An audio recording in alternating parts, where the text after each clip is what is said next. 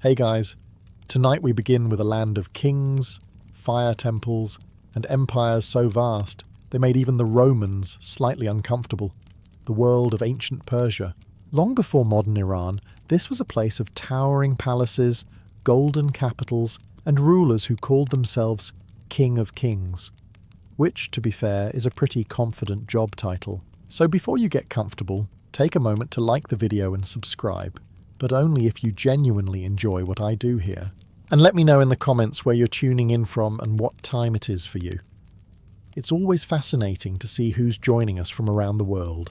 Long before emperors carved their names into stone, before palaces rose from the dust, and messengers sprinted across royal highways like ancient Amazon delivery drivers. The land of ancient Iran was something far less glamorous and far less forgiving. The Iranian plateau was not designed for comfort. It was a place of extremes. Summers that felt like the sun had a personal vendetta against you. Winters that could freeze your ambitions solid. And vast stretches of land that looked at your farming plans and politely said, no. Water was precious. Shade was rare. And survival depended less on strength and more on patience. Stubbornness. And the ability to not make terrible decisions before lunch. The people who settled here were part of the Indo-Iranian migrations, arriving sometime during the 2nd millennium BCE. They didn't arrive with cities, temples, or 5-star accommodations. They came with animals, weapons, and traditions, especially horses, which quickly became their greatest asset. In a landscape this wide and unforgiving, walking everywhere was not a personality trait. It was a mistake. Life was tribal. Small groups moved across the land, herding animals, searching for grazing areas, and occasionally arguing over who had the better patch of dry grass. Leadership wasn't about crowns or divine right. It was about competence. If you could keep people alive, you were in charge. If you couldn't, well, your leadership term was likely very short. And yet, even in this harsh world, something deeper was forming. These early Iranians carried a rich oral culture, stories, songs, and beliefs passed down through generations. With no written records, everything depended on memory. So if you forgot an important story, congratulations, you just deleted history. They looked at the natural world, the sky, the wind, and especially fire, and saw something meaningful. Fire wasn't just useful, it was life. It kept predators away, warmed freezing nights, and gave light in a world that had absolutely no concept of street lamps. Naturally, they respected it, probably more than they respected each other on a bad day. Morality also began to take shape. Truth and honor weren't abstract ideas. They were survival tools. In small tribes, trust wasn't optional. If you lied too much, people stopped trusting you. And if people stopped trusting you, well, good luck surviving alone in a place where even the weather is against you. There were no great empires yet, no kings calling themselves divine. No massive armies marching across continents, just people, harsh land, and a growing sense that maybe, just maybe, something bigger was coming. And when it did, it would not be subtle. As these early tribes slowly adapted to the harsh realities of the Iranian plateau, something unusual began to happen. They started organizing, not perfectly, not peacefully, and definitely not without arguments, but enough to move from scattered groups into something resembling a kingdom. And at the center of this shift were the Medes. By the 7th century BCE, the Medes had gone from just another group trying to survive to a serious regional power. They settled in the northwest of the Iranian plateau, an area slightly more forgiving than the endless dry interior, which, in ancient terms, basically meant you had a better chance of not immediately regretting your life choices. According to later sources, their early king Deoses supposedly united the tribes by offering something revolutionary: justice. People were tired of chaos, revenge cycles, and the constant, he stole my goat, so I stole his entire family type of problem solving. So they chose a king who promised order, and surprisingly, it worked. The Medes formed a centralized kingdom, built a capital at Ecbatana, and began acting like a proper state instead of a loose collection of people hoping for the best. They developed systems of governance, alliances, and, of course, armies. Because no ancient civilization ever said, You know what? Let's skip the army part. Their real moment came when they teamed up with others to bring down the Neo-Assyrian Empire. One of the most feared powers of the ancient world. The Assyrians were known for their military strength and, let's just say, not their gentle diplomacy. So defeating them wasn't just impressive, it was a statement. For a brief moment, the Medes stood at the top. They controlled a significant portion of the region and looked like they might be the ones to build a lasting empire. But here's the thing about early empires. They're fragile. Internal divisions, power struggles, and the constant need to keep everyone in line made stability difficult. And while the Medes were strong, they weren't unshakable. Because somewhere within their own system, a new power was quietly growing, the Persians. At first, they were just another group under Median rule. Nothing too threatening, nothing that would keep you awake at night. But history has a habit of turning not a threat into this is a problem very quickly, and soon the Medes would learn that lesson the hard way. At first, the Persians didn't look particularly impressive. They were just one group among many, living under the authority of the Medes, paying their dues, minding their business, and probably trying not to get dragged into unnecessary conflicts. If you had asked anyone at the time who would dominate the region, the Persians would not have been the obvious choice. And then came Cyrus the Great. Now, history loves to call people the Great, but in this case, it's actually justified.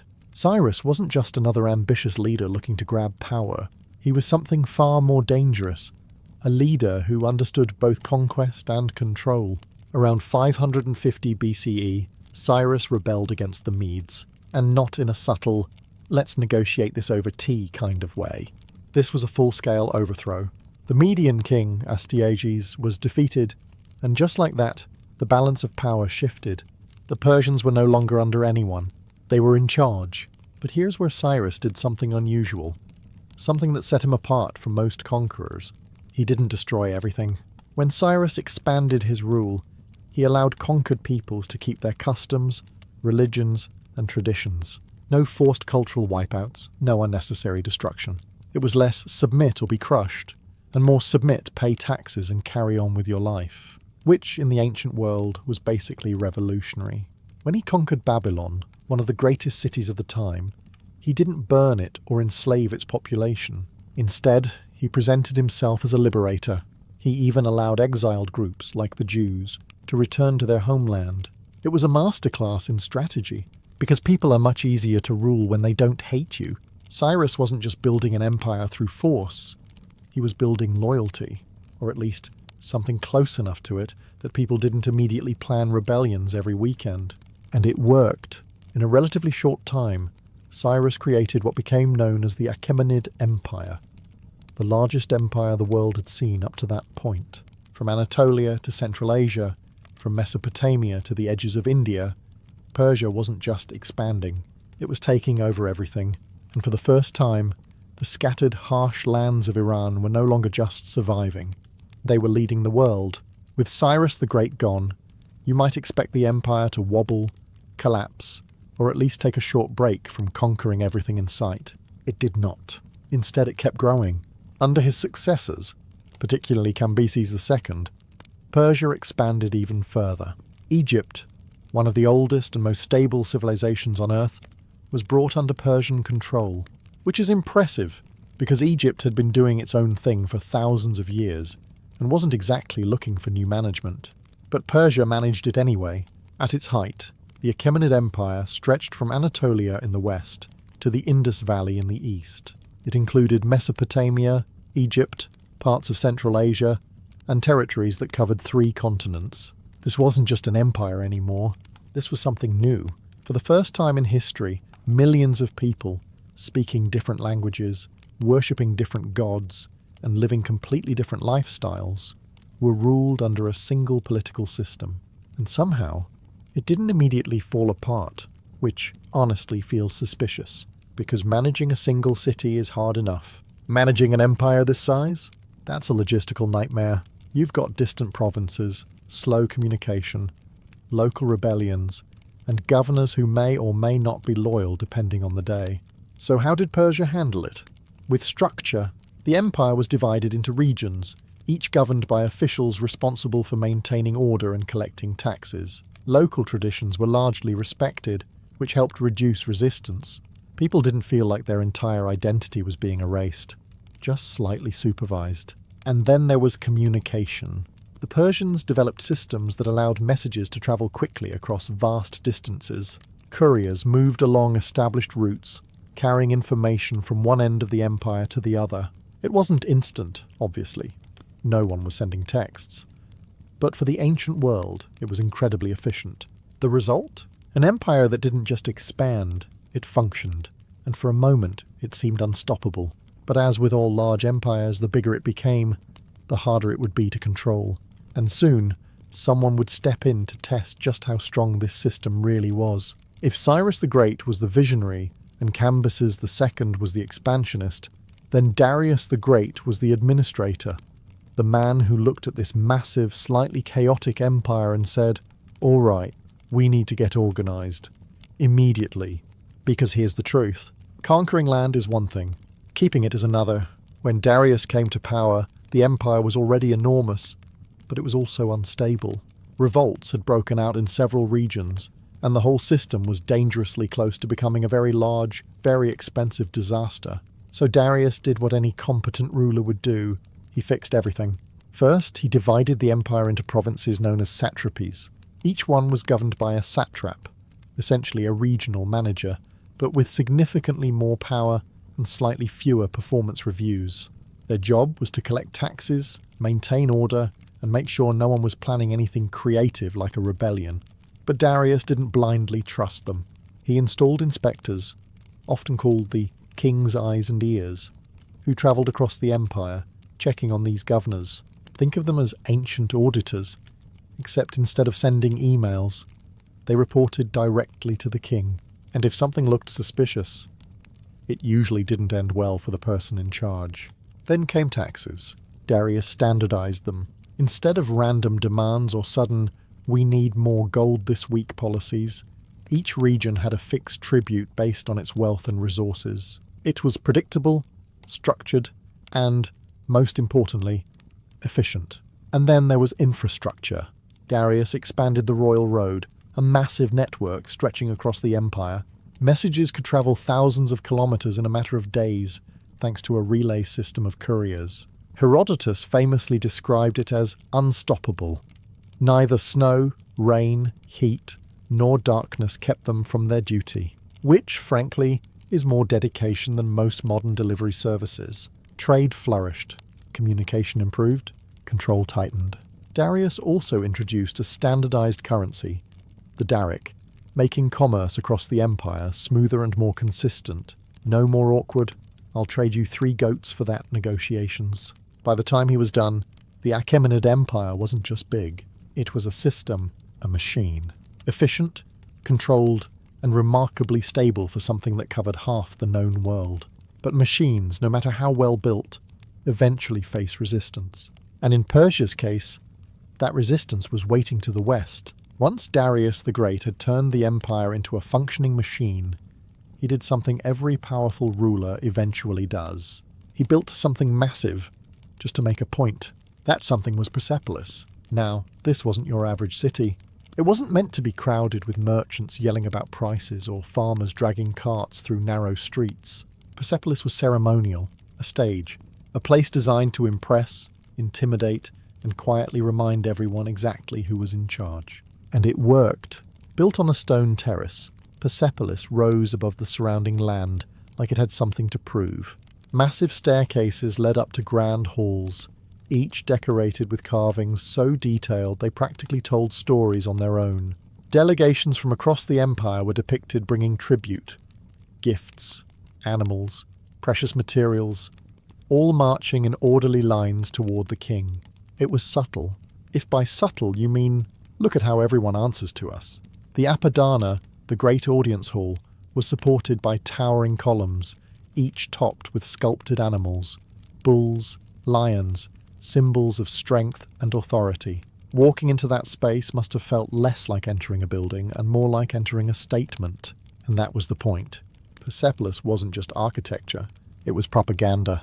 Every detail reinforced the same message.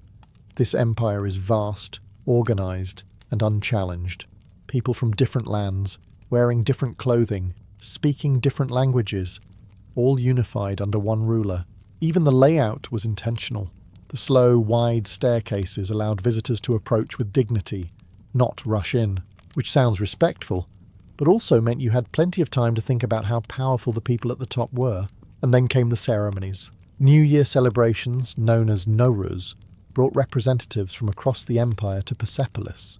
They would present gifts to the king, reaffirm loyalty, and participate in rituals that emphasized unity, or at least the appearance of it. Because behind all this beauty and order, maintaining control over such a vast empire was never simple. Loyalty had to be constantly reinforced. Power had to be constantly displayed. Persepolis was a reminder, carved in stone, that Persia wasn't just ruling the world. It wanted everyone to know it. While kings built palaces and armies marched across continents, most people in the Achaemenid Empire were doing something far less dramatic. They were living their lives. No grand speeches, no epic battles, just farming, trading, raising families, and trying to avoid becoming part of someone else's tax report. The Persian world was incredibly diverse. With territories stretching across 3 continents, daily life looked very different depending on where you were. A farmer in Mesopotamia lived a completely different reality from a merchant in Anatolia, or a herder on the Iranian plateau. And yet there were common threads. Agriculture was the backbone of society. Wheat, barley, and livestock kept the empire fed.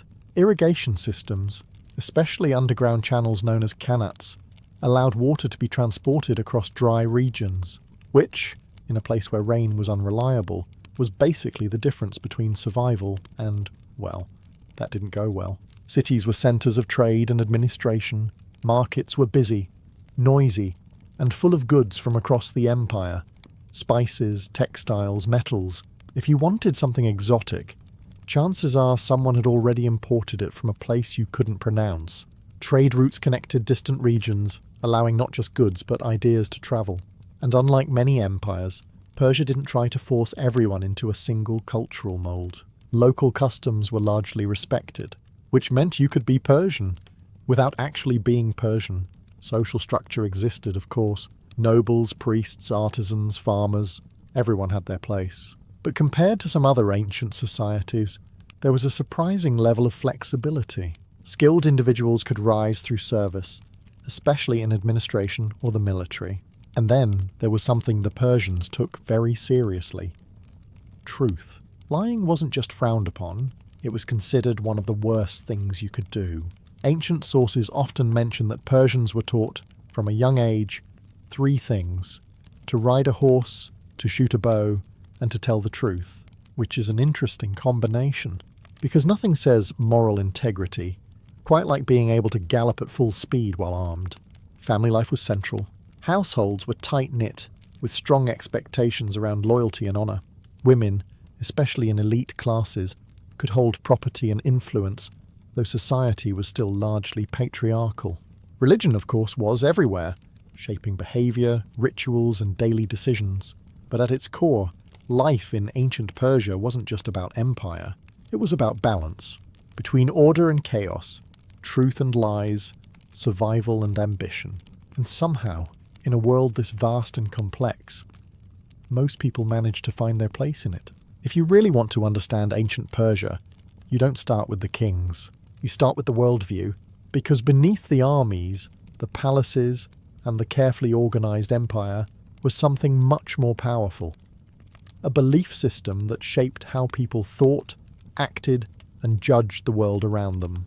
That belief system was Zoroastrianism, and at the centre of it was Zoroaster, a figure whose exact dates are still debated, which is historian language for "we're not entirely sure, but he was definitely important." Zoroaster introduced a radical idea: the world is not random. It is a battlefield. On one side stands Ahura Mazda, the god of truth, light, and order. On the other, Angra Mainyu, the force of chaos, darkness, and everything that goes wrong at the worst possible time. This wasn't symbolic. It was literal. Every action, every decision, every thought contributed to this ongoing struggle. There was no neutral ground. You were either helping truth or helping chaos, which suddenly makes everyday decisions feel a lot more dramatic. Do the right thing? You're supporting cosmic order. Lie, cheat, or act selfishly? Congratulations. You're technically helping the forces of darkness. No pressure. Zoroastrianism emphasized 3 core principles: good thoughts, good words, and good deeds. Simple in theory, slightly harder in practice, especially when life involves taxes, politics, and other people. But the idea was powerful. For the first time, morality wasn't just about rules or traditions. It was about responsibility. Individuals had a role to play in shaping the fate of the universe. And unlike many earlier belief systems, Zoroastrianism introduced a clear concept of judgment after death. Your actions mattered not just in life, but beyond it. There was reward for the righteous and consequences for those who chose poorly. It also influenced daily life in visible ways. Fire, for example, became sacred, a symbol of purity and truth, not something to be casually disrespected or used for roasting questionable decisions. Temples maintained eternal flames, carefully tended by priests. Rituals were precise, structured, and meaningful. But perhaps the most interesting part, this belief system didn't just stay in Persia. Its ideas about good versus evil, judgment, and the end of time would echo through later religions and philosophies. So while empires rise and fall and kings come and go, the ideas that shape them tend to last much longer. And in Persia's case, those ideas burned just as brightly as the fire they revered. If Zoroastrianism gave the Persians their worldview, then fire gave that worldview a visible living presence, not symbolic in a vague, poetic way, but real, constant, and carefully maintained. In ancient Persia, fire was sacred, not because people thought flames were magical in themselves, but because they represented something deeper: truth, purity, and the presence of Ahura Mazda. Fire didn't lie. It revealed, it illuminated. It consumed what was impure and left nothing hidden, which honestly makes it a pretty intimidating religious symbol. Temples were built to house these sacred flames. Inside, priests tended fires that were never allowed to go out. Ever. Not overnight, not during storms, not even when someone probably forgot to check the wood supply, because if the flame went out, that was not a good sign. These temples weren't loud or chaotic. There were no massive crowds shouting or dramatic performances. Instead, rituals were controlled, precise, and deeply intentional.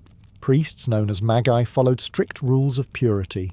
Even their breath was considered something that could contaminate the sacred fire, so they often covered their mouths during rituals, which is both fascinating and a subtle way of saying, please don't accidentally ruin the divine presence with your breathing. Cleanliness was extremely important, not just physically but spiritually. Water, earth, and fire were all considered pure elements, and polluting them was seen as a serious offence.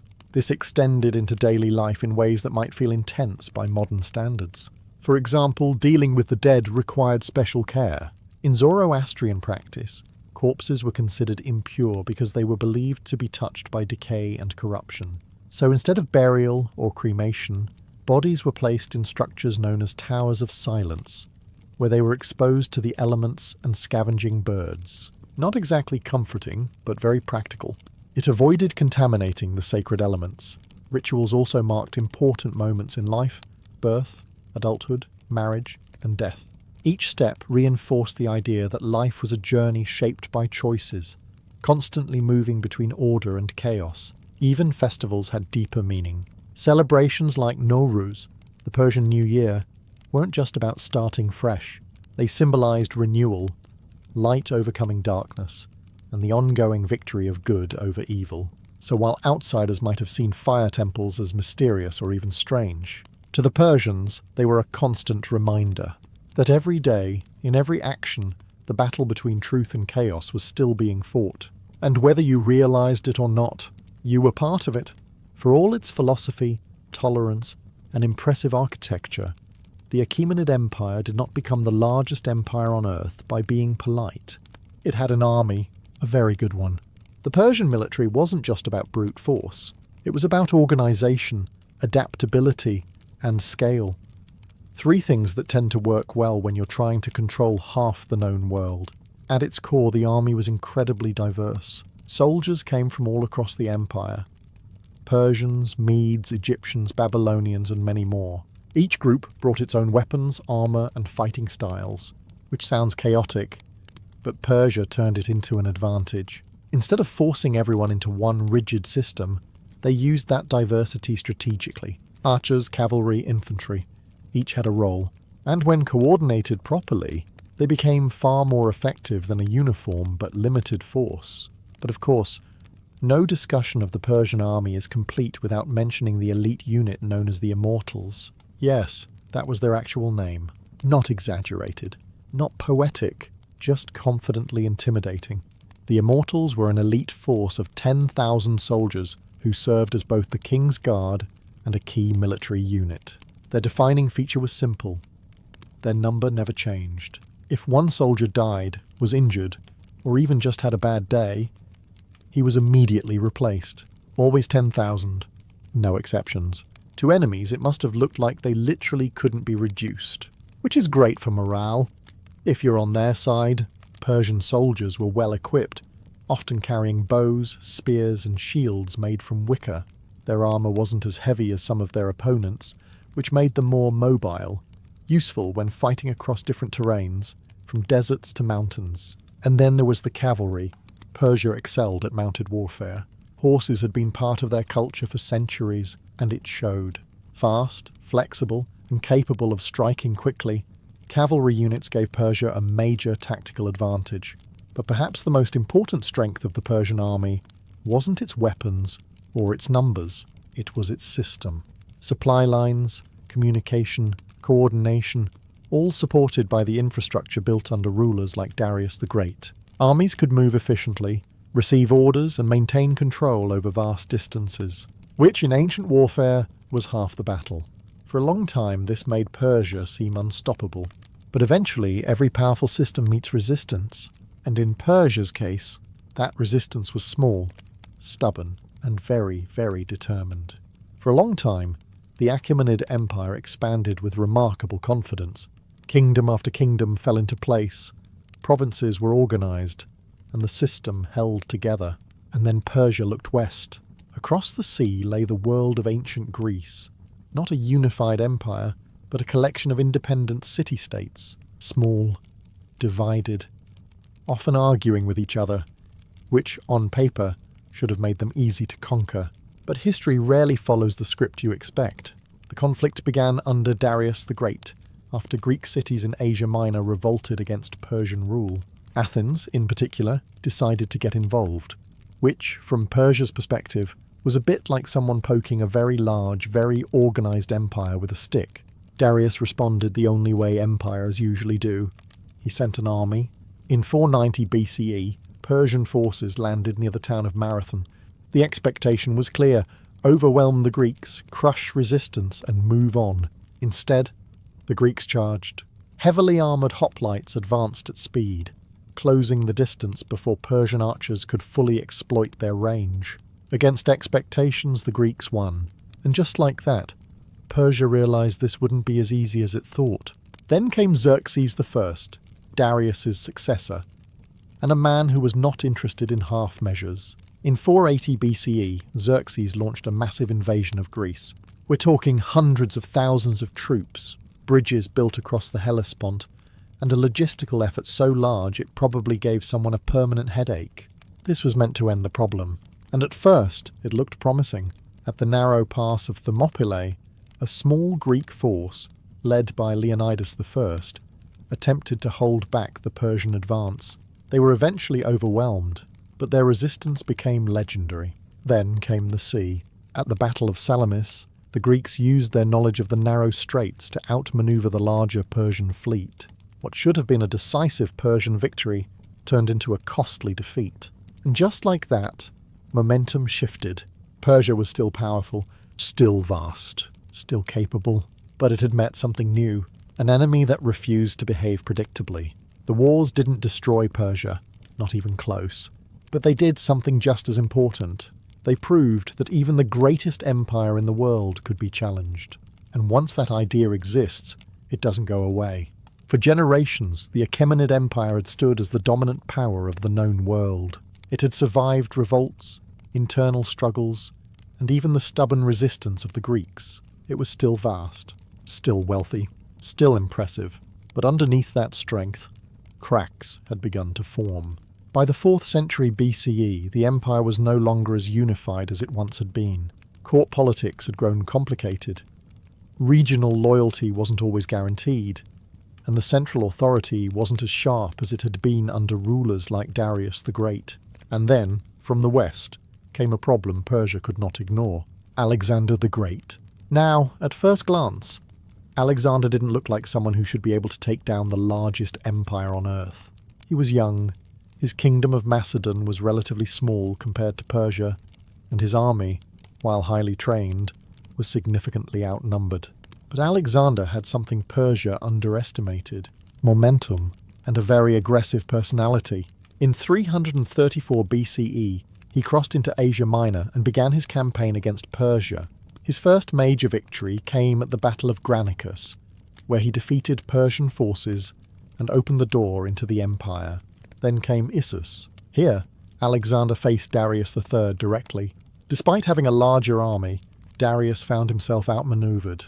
The battlefield worked against him, and Alexander's tactics broke through Persian lines. Darius fled, which, historically speaking, is not great for morale, but the real turning point came at the Battle of Gaugamela. This was meant to be Persia's moment of redemption: a vast army, chosen ground, and one final chance to crush the invader. Instead, Alexander won again, through discipline, precision, and a willingness to take risks that probably made his generals nervous. He shattered Persian resistance. Darius fled once more, and this time the empire effectively collapsed. Cities fell, capitals were taken, and then came Persepolis. Alexander entered the city, the symbol of Persian power, and eventually ordered it burned. Whether it was revenge for earlier Persian actions in Greece or simply a dramatic statement is still debated. Either way, the message was clear. The empire was over. After more than 2 centuries, the Achaemenid Empire, once the greatest power in the world, had fallen. Not slowly, not gradually, but to one man who refused to believe it couldn't be done. And just like that, Persia's golden age came to an end. But Persia itself? That was a different story. With the fall of the Achaemenid Empire, you might expect Persia to simply fade into history. Another great civilization that rose, peaked, and disappeared. That did not happen. Because while empires can fall surprisingly fast, cultures are much harder to erase. After the death of Alexander the Great, his massive empire didn't hold together for long. Turns out, conquering everything is easier than organizing it after you're gone. His generals quickly divided the territory among themselves, leading to the formation of several successor states. One of these was the Seleucid Empire, which took control of much of Persia. And this is where things get interesting. The Seleucids brought Greek culture with them: language, art, architecture, and administrative ideas. Cities were built in a Hellenistic style. Greek became a language of power, and for a moment it looked like Persian identity might be absorbed into something new. But Persia wasn't that easy to overwrite. Local traditions, beliefs, and cultural habits didn't disappear. They adapted. Persian elites continued to hold influence. Zoroastrian practices persisted, and everyday life retained a strong Iranian character beneath the surface. It became a blend. Greek on the outside, Persian underneath, and over time that balance began to shift. By the 3rd century BCE, a new power emerged from the east: the Parthian Empire. Unlike the Seleucids, the Parthians were Iranian in origin, and they slowly pushed back against Greek control. They weren't in a rush. Parthian expansion was gradual, strategic, and occasionally frustrating if you were trying to stop them. But it worked. Eventually, they replaced Seleucid rule across most of Iran, restoring a sense of local control while still maintaining some of the blended cultural influences that had developed. The result was something uniquely Persian, but also something new, a civilization shaped by conquest, but not erased by it. Persia had lost its empire, yes, but it had not lost itself, and as history would soon prove, it wasn't finished rising. Not even close. Just when it seemed like Persia had settled into a quieter role under the Parthian Empire, history decided it wasn't done with dramatic comebacks. Because in the 3rd century CE, a new dynasty rose, one that looked at the past glory of the Achaemenid Empire and thought, yes, we'd like that again. Enter the Sasanian Empire, founded by Ardashir I. The Sasanians overthrew the Parthians and re-established a strong, centralized Persian state. And unlike their predecessors, they were not interested in blending quietly into the background. They wanted power, visible, unmistakable, and very intentional power. The Sasanians revived many elements of earlier Persian identity, especially religion. Zoroastrianism became more formalized and closely tied to the state. Fire temples were restored, priesthoods gained influence, and religious identity became a defining feature of the empire. This wasn't just belief anymore, it was policy. The empire itself was highly organized, with a strong bureaucracy, a structured military, and a clear hierarchy. Kings presented themselves not just as rulers, but as divine figures chosen to maintain order in the world, which conveniently also made questioning them a bit more complicated. And then there was their favourite activity, fighting the Roman Empire. For centuries, the Sasanians and the Romans, later the Byzantines, were locked in a cycle of conflict. Massive armies clashed across borders, cities changed hands, and neither side could fully defeat the other. It was less a war, and more a long-term rivalry with occasional breaks. But these wars came at a cost. Resources were drained, armies were stretched, and while both empires remained powerful, they were also slowly wearing themselves down. Still, at its height, the Sasanian Empire was a major force. Its art, architecture, and culture flourished. Trade routes connected it to distant regions, and its influence spread far beyond its borders. Persia was once again a world power. But beneath the strength there was a growing problem. Constant war, internal pressures, and rigid structures were beginning to take their toll. And just beyond the horizon, a new force was rising, one that would change Persia and the entire region forever. By the early 7th century, the Sasanian Empire was still powerful, but it was tired. Very tired.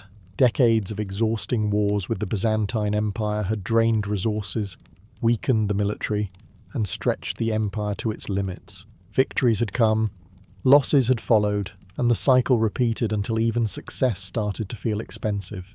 At the same time, internal problems were quietly building. The political system had become rigid. Power struggles at the top created instability, while heavy taxation put pressure on the population. Nobles, priests, and military leaders all had their own interests, and keeping everyone aligned was becoming increasingly difficult. In other words, the system still looked strong from the outside, but inside it was starting to crack. And then, from the Arabian Peninsula, something new began to emerge. Not just another tribe, not just another army, a new religious and political force, Islam, under the leadership of Muhammad and later the early caliphs. Arab forces unified in a way that had rarely been seen before. Driven by belief, momentum, and a clear sense of purpose, they expanded rapidly beyond Arabia, and soon they reached Persia. At first, the Sasanians likely didn't see them as an existential threat. After all, Persia had faced countless enemies before: rebellions, rival empires, invasions. This seemed like just another challenge to handle. It wasn't. In a series of decisive battles, including the Battle of Al-Qadisiyah, Persian forces were defeated. The system that had once held together one of the greatest empires in history began to collapse under pressure it could no longer manage. Cities fell. Authority weakened. Control slipped.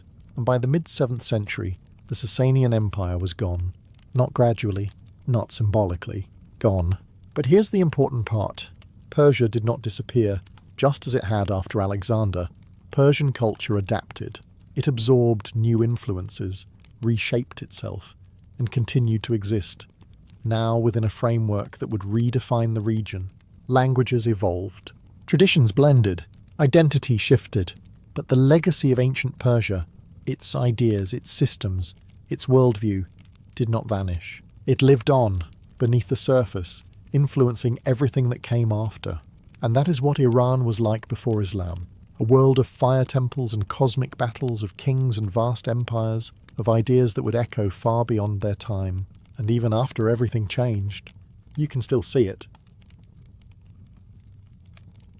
Alexander the Great was not raised in a world where love was simple, private, or even particularly gentle. From the very beginning, affection and power were tangled together, impossible to separate, like a knot no one ever bothered to untie. His childhood was dominated by two forces constantly pulling in opposite directions. On one side stood his mother, Olympias, intense, devout, and just a little terrifying if you were on the wrong side of her. She didn't just love her son, she believed he was destined for something divine, not metaphorically, literally. According to her, Alexander wasn't merely the child of Philip II of Macedon, he was touched by the gods themselves, which is a lot of pressure to put on a child who hasn't even learned to tie his sandals yet. On the other side was Philip, a man who treated relationships more like political tools than emotional bonds. His court was filled with wives, alliances, and shifting loyalties. Love, in this environment, was rarely about feeling. It was about advantage. Watching this, Alexander learned early that intimacy could be strategic, and that closeness often came with conditions attached. And then there was education. Enter Aristotle, one of the greatest minds of the ancient world, tasked with shaping the thoughts of a boy already convinced he might be semi-divine. Aristotle taught him philosophy, ethics, science, but also filled his imagination with the heroic ideals of Homeric legends. In those stories, bonds between men were deep, emotional, and often blurred in ways that modern categories struggle to define. So by the time Alexander reached adolescence, his understanding of relationships was already complicated. He admired strength, loyalty, and beauty, often all at once, and often in people who stood beside him in battle rather than across a banquet table. And perhaps most importantly, he began to believe that the ordinary rules did not apply to him. Because when you grow up being told you are destined to conquer the world, you don't just expect to rule empires, you expect to experience life more intensely than anyone else. Love, friendship, desire, none of it was going to be moderate.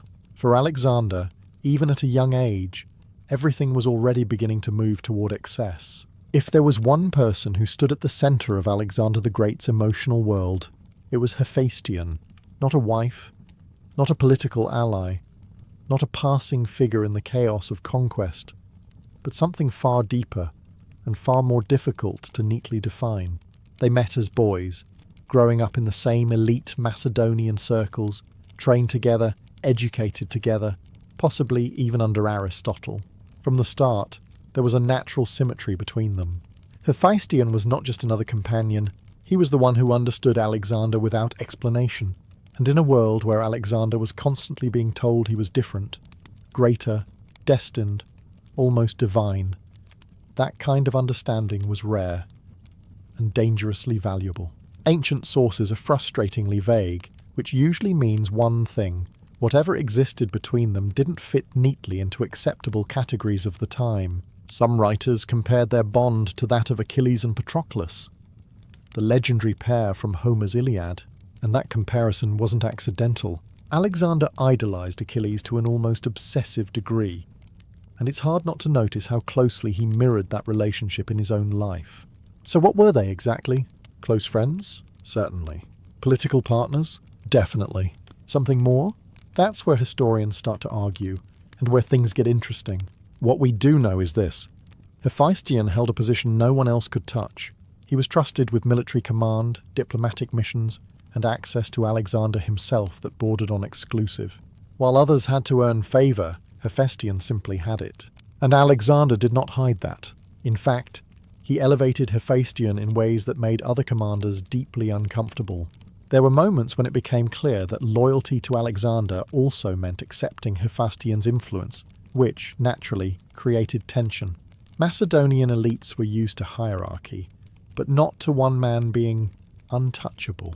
Then came the emotional side, the part that's harder to quantify, but impossible to ignore. When Hephaestion died, Alexander's reaction wasn't political. It wasn't measured. It was devastating. He reportedly wept uncontrollably, refused food, and ordered an empire-wide mourning. This wasn't the reaction of a king losing a general. This was the reaction of a man losing something irreplaceable, and maybe that's the simplest way to understand it.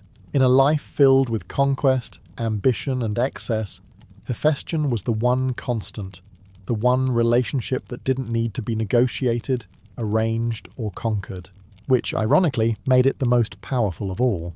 If Alexander the Great experienced something close to genuine emotional connection with Hephaestion, his marriages told a very different story, one where love took a back seat and power drove the entire arrangement. Because for Alexander, marriage was never just about companionship. It was about control, legitimacy, and the delicate art of holding together an empire that stretched far beyond Macedon. His first and perhaps most famous wife was Roxana, a Bactrian noblewoman. According to ancient accounts, Alexander was genuinely captivated by her beauty, one of the rare moments where something resembling attraction may have influenced his decisions. But even here, romance didn't exist in a vacuum.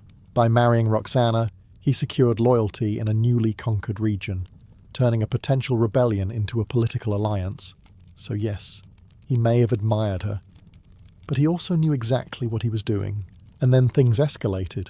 Later, at the height of his power, Alexander orchestrated one of the most ambitious mass weddings in history at Susa.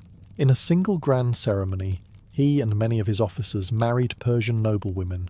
Among them were Statera and Parysatis, both connected to the former ruling dynasty of Persia. This wasn't about affection. This was about sending a message. Alexander wasn't just conquering Persia. He was becoming Persia. By marrying into the family of Darius III, he blurred the line between victor and successor. He wasn't destroying the old order, he was absorbing it, and his companions were expected to do the same. Predictably, not everyone loved this idea. Many Macedonians saw these marriages as a betrayal of their traditions. To them, Alexander was no longer just their king. He was adopting foreign customs, foreign clothing, and now foreign wives. It felt less like expansion, and more like transformation. But Alexander didn't seem particularly concerned with their discomfort, because to him, relationships, especially marriage, were tools. Useful ones, powerful ones, but tools nonetheless. They could stabilize regions, secure loyalty, and reshape identity on a massive scale. And if emotions happened to exist within those arrangements, that was almost incidental. In Alexander's world, love might appear now and then, but strategy was always in control. And that meant even the most intimate bonds were never truly personal. By the time Alexander the Great had conquered the vast lands of the Persian Empire, something subtle, but deeply controversial, began to change. It wasn't just the borders of his empire expanding, it was his identity, and with it, his approach to relationships, loyalty, and even intimacy. Because stepping into the world of Persia meant stepping into a culture with very different expectations. The court of Darius III had operated on elaborate rituals, strict hierarchies, and customs that to Macedonian eyes seemed almost excessive. Displays of submission, courtly etiquette, and the presence of royal companions, sometimes including eunuchs and favoured attendants, created an environment where personal and political closeness were often intertwined. And Alexander didn't just tolerate these customs, he embraced them. He began adopting Persian dress, incorporating their ceremonial practices, and surrounding himself with individuals who fit into this new, more fluid court culture. One of the most notable among them was Bagoas, a figure described in ancient sources as a eunuch and a close companion of the king. Now this is where things become uncomfortable for his Macedonian generals. Bagoas wasn't just present, he was favoured. Publicly, there are accounts suggesting Alexander showed him open affection, even in front of his troops. At one event, it's said that the soldiers themselves encouraged Alexander to kiss him, and he did so without hesitation, which tells you two things. First, this behaviour wasn't entirely hidden. It was visible, acknowledged, even accepted in certain contexts. Second, it pushed boundaries. For the Macedonians, this was foreign. Their traditions valued camaraderie, yes, even deep emotional bonds between men. But this kind of public display, influenced by Persian customs, blurred lines they weren't entirely comfortable crossing. And Alexander didn't exactly ease their concerns. If anything, he leaned further into this hybrid identity. Part Macedonian conqueror, part Persian king. His court became a place where different cultural expectations collided, merged, and occasionally clashed. Relationships in this environment became even harder to define. Were they personal, political, cultural performances? All of the above? Probably, because Alexander was no longer operating within a single system of values. He was building something new, something that fused worlds together, whether people liked it or not. And in doing so, he created a space where loyalty, affection, and desire didn't follow clear rules anymore, which, depending on where you stood, was either visionary or deeply unsettling. As Alexander the Great pushed deeper into Asia, something else expanded alongside his empire, his appetite for excess, not just in conquest but in lifestyle. And in that world of constant victory, blurred identity, and absolute power, restraint slowly became optional. At first, Macedonian culture had its limits. Drinking, feasting, celebrating. These were nothing new. But under Alexander, they evolved into something far more intense. Banquets became spectacles. Nights stretched into early mornings. Wine flowed not as a luxury, but as a constant. And with that came a shift. Because in these environments, half military camp, half royal court, boundaries naturally began to loosen. Hierarchies softened under intoxication. Conversations became more honest, or more reckless, depending on how much had been consumed. Relationships, already complicated by politics and loyalty, became even harder to define. Alexander himself was no stranger to these indulgences. He could drink heavily, sometimes dangerously so. And while ancient writers often dramatize these scenes, there's a consistent pattern. Moments of extreme celebration often led to equally extreme consequences. Take the infamous banquet that ended in tragedy, the death of Clytus the Black. What began as a feast turned into an argument, fueled by pride, tension, and far too much wine. Clytus criticized Alexander, questioned his growing adoption of Persian customs, and in a sudden burst of anger, Alexander killed him, just like that. And the next day, regret. Deep, overwhelming regret. But the pattern didn't stop, because this is what unchecked power does. When no one can truly challenge you, when your word is law, and when your environment constantly reinforces your greatness, your impulses start to feel justified, even when they aren't. At the same time, Alexander's court became a place where pleasure and politics mixed freely. Entertainers, musicians, companions, both male and female, moved through these gatherings, part of a culture that celebrated excess as a reflection of success. Victory wasn't just something to be achieved, it was something to be lived. And perhaps more dangerously, it was something to be proven, again and again, through displays of wealth, dominance, and indulgence. But beneath it all, there was a growing tension. Because while Alexander embraced this lifestyle, many of his Macedonian companions didn't fully recognize him anymore. The man who once fought beside them now seemed distant, wrapped in luxury, influenced by foreign customs, and increasingly unpredictable. And in that gap between who he was and who he was becoming, the excess wasn't just personal, it was a warning sign. In the world of Alexander the Great, loyalty was everything. Not optional, not flexible, absolute. And the closer someone stood to him, emotionally, politically, or personally, the more dangerous that closeness became. Because proximity to Alexander didn't just bring privilege, it brought pressure and jealousy. His inner circle was filled with men who had grown up with him, fought beside him, and bled for his victories. These weren't distant officials. They were companions, bound by shared risk and ambition. But as Alexander's relationships deepened with certain individuals, especially figures like Hephaestion, that balance began to crack. Hephaestion wasn't just trusted, he was favoured. And in a court where status meant everything, favouritism was like pouring oil onto an already burning fire. Other generals, men of equal experience, equal bravery, found themselves quietly pushed aside. Not officially, not openly, but enough to feel it. And that feeling turned into resentment. Because here's the problem. In Alexander's world, emotional closeness often translated into political power.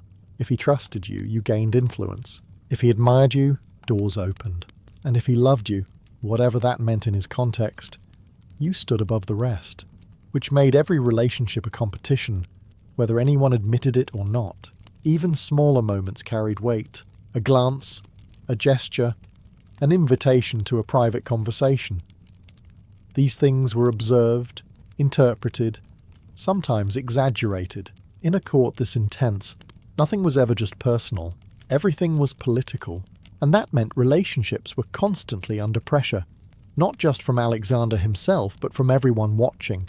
At the same time, Alexander demanded an almost impossible level of devotion. He expected his companions to follow him across deserts, into unknown lands, against overwhelming odds, and most of them did. But devotion has limits, and when those limits were tested, when exhaustion set in, when doubts crept in, when the cost of loyalty became too high, cracks began to show. Some spoke out, quietly at first, others didn't get the chance, because Alexander's response to perceived betrayal could be swift and final, which created a paradox. The closer you were to him, the more you were trusted, but also the more you had to lose. And in that environment, where affection, loyalty, and power were constantly overlapping, relationships weren't just complicated, they were dangerous. For years, Alexander the Great had lived in a state of constant motion, conquering, expanding, consuming the world at a pace no one else could match. But in 324 BCE, something happened that no army, no strategy, and no ambition could prepare him for. Hephaestion died, and just like that, the one constant in Alexander's life was gone. Hephaestion fell ill in Ecbatana, reportedly after a fever, possibly worsened by overindulgence, which, given the court's lifestyle, wasn't exactly rare. But what followed wasn't a measured royal response. It wasn't political. It wasn't composed. It was devastation. Alexander's reaction shocked even those closest to him. He threw himself onto Hephaestion's body, weeping uncontrollably. He refused food. He cut his hair, a symbolic gesture echoing the grief of Achilles mourning Patroclus, a comparison Alexander had long embraced. This wasn't subtle mourning. This was raw, overwhelming, almost theatrical grief, but very real. And then came the scale of it. Alexander ordered an empire-wide mourning. Temples extinguished their sacred flames. A massive funeral was planned, extravagant even by royal standards. The cost was enormous, the symbolism even greater. Hephaestion was not just being honoured as a general, he was being elevated to something close to divine, which raised uncomfortable questions, because kings mourn. Leaders honour their fallen. But this felt different, more personal, more intense, less like the loss of a companion, and more like the loss of something irreplaceable. And for Alexander it was. After Hephaestion's death, something in him shifted. The balance that had once held his excesses in check, barely but still, was gone. His decisions became sharper, sometimes harsher, his behaviour more unpredictable. It's as if the one person who could ground him, who could meet him as an equal, had disappeared, and left nothing behind to replace that role. Even his later actions carry that shadow. There's a sense that after this moment, Alexander wasn't just ruling an empire anymore, he was chasing something, or perhaps trying to fill something. Because grief, especially the kind that isn't resolved, doesn't just fade, it transforms. And in Alexander's case, it seemed to amplify everything. His ambition, his intensity, his need to prove something, even if no one could quite say what that something was anymore. For a man who had conquered nearly the entire known world, this was the one battle he couldn't win. And it may have been the one that changed him the most. After the death of Hephaestion, something in Alexander the Great never fully recovered. The man who once thrived on connection, whether through loyalty, admiration, or desire, began to drift into something far more solitary. And for someone who had always been surrounded by people, that kind of isolation was dangerous. His remaining relationships continued, at least on the surface. His wives, Roxana, Statera, and Parysatis, still existed within the structure of his court. But there's little evidence that any of these bonds carried the same emotional weight as what he had shared with Hephaestion. They were present, they were important, but they were not central. Instead, Alexander seemed to turn further inward, or perhaps further into excess. His drinking reportedly intensified. His moods became more volatile. Decisions, once calculated and bold, sometimes appeared impulsive or driven by emotion rather than strategy, and those around him noticed. His generals, already uneasy with his adoption of Persian customs, now faced a king who seemed increasingly unpredictable. The familiar Alexander, the one they had followed across continents, was harder to recognise. In his place stood someone more distant, more intense, and at times more erratic. Trust, once a defining feature of his inner circle, began to erode. Not completely, but enough to matter. At the same time, Alexander continued pushing forward with plans. New campaigns, new expansions, new ambitions that stretched even beyond the edges of his already massive empire. It was as if stopping wasn't an option, as if slowing down might force him to confront something he wasn't ready to face. So he kept moving, but movement doesn't always mean progress. Sometimes it's avoidance. And in Alexander's case, the line between the two was becoming increasingly blurred. By the time he reached Babylon, the centre of his empire, there was a sense, not necessarily of collapse, but of tension building beneath the surface. The court was still functioning. The empire still stood, but the man at its centre was no longer the same. His relationships had thinned, his emotional anchors were gone, and the world he had built around himself, full of power, conquest and excess, was starting to feel empty. For a man who had everything, that might have been the most dangerous position of all. When Alexander the Great died in Babylon in 323 BCE, at just 32 years old, he left behind more than an empire. He left behind a mystery. One that wasn't just about how he died, but about who he truly was beneath the armour, the ambition, and the legend. Because Alexander's personal life doesn't fit neatly into categories. And that's exactly why it continues to fascinate people thousands of years later. His relationships, whether with Hephaestion, Roxana, or figures like Bagoas, weren't simple. They existed in a world where modern labels didn't apply, and where cultural norms were far more fluid than we often assume. Was he driven by love? By desire? By strategy? The honest answer is all of it.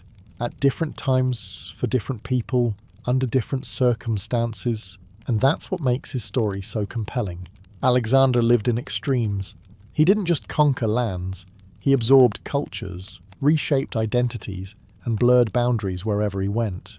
His personal relationships reflected that same intensity. They crossed lines between friendship and intimacy, between loyalty and dependence, between genuine connection and calculated alliance. And perhaps most importantly, they revealed something deeply human beneath all the myth, because for all his victories, Alexander was still searching for connection, for understanding, for something that matched the scale of his own ambition. He found glimpses of it in certain people, especially Hephaestion, but those moments were rare and often fragile. In the end, his empire fractured almost immediately after his death. His generals, once bound by loyalty, turned against each other. His family became entangled in power struggles, betrayals, and assassinations. The relationships he had built, whether personal or political, could not outlive him. And maybe that says everything, because Alexander could command armies, reshape continents, and demand absolute loyalty.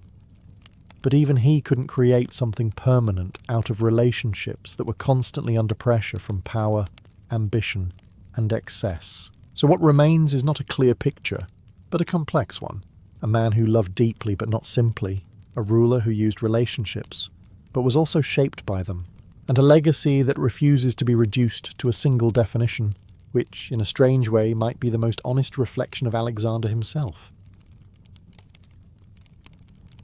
Long before cookbooks, celebrity chefs, or anyone arguing about the correct way to boil pasta, humans were already experimenting with something far more important than taste: survival.